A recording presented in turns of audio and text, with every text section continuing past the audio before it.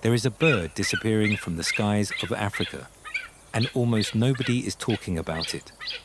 Not because it isn't important, but because most people were taught to look away from it. It's ugly. It circles the dead. It's the creature that shows up when something has gone terribly wrong. And yet, if this bird vanishes completely, the damage won't stay in the sky.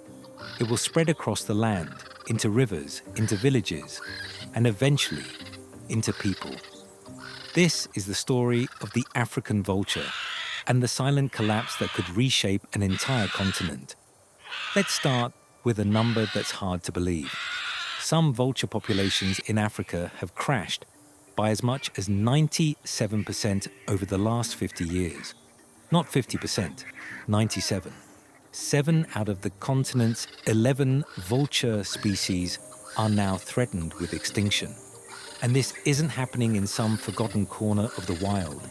It's happening inside national parks, inside protected reserves, in the very places that were supposed to keep these animals safe.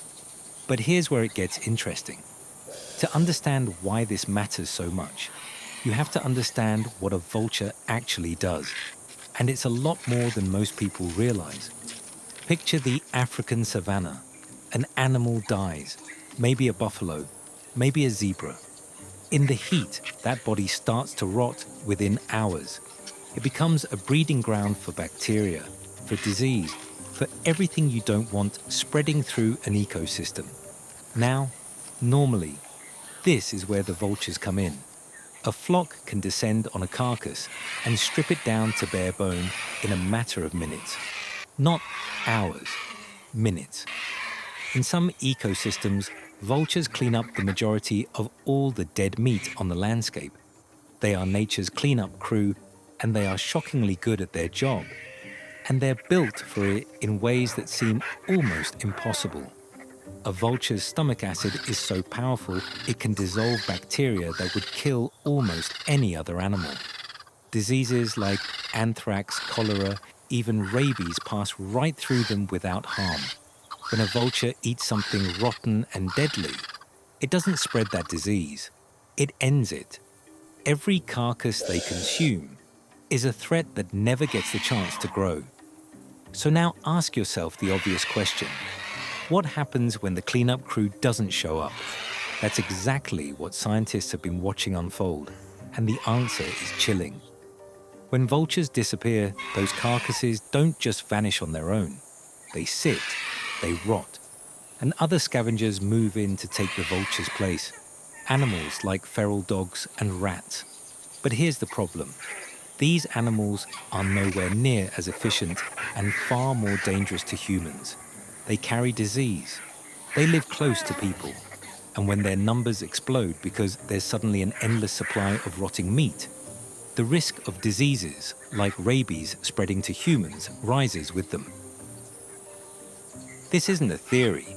It already happened once, on the other side of the world, and the results were catastrophic.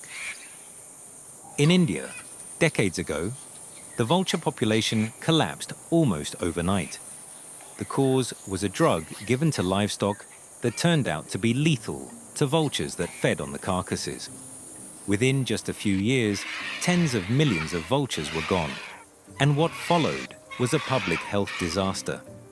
Without vultures to clean up dead animals, feral dog populations surged. Rabies cases climbed. Researchers later estimated the collapse was connected to tens of thousands of human deaths and billions in economic damage. A bird most people ignored turned out to be holding up the health of an entire nation. Now that same kind of collapse is unfolding across Africa. And the main killer here isn't a livestock drug, it's poison. Here's how it happens, and it's heartbreaking. Sometimes a farmer loses livestock to a lion or a hyena, and in retaliation, they lace the carcass with poison to kill the predator. But vultures, with their incredible eyesight, often spot that carcass first. They descend in a flock, and because so many of them feed together, a single poisoned body can kill dozens, even hundreds of vultures at once. One carcass, an entire generation of birds gone in an afternoon. But it gets darker.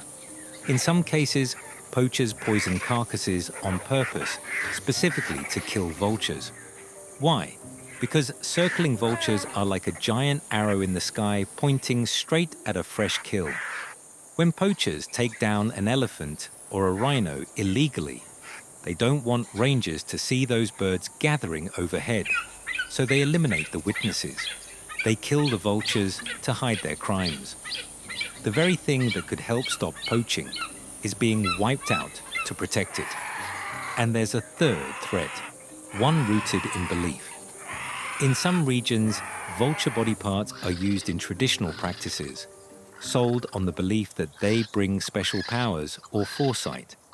Together, poisoning and this trade account for the overwhelming majority of vulture deaths across the continent.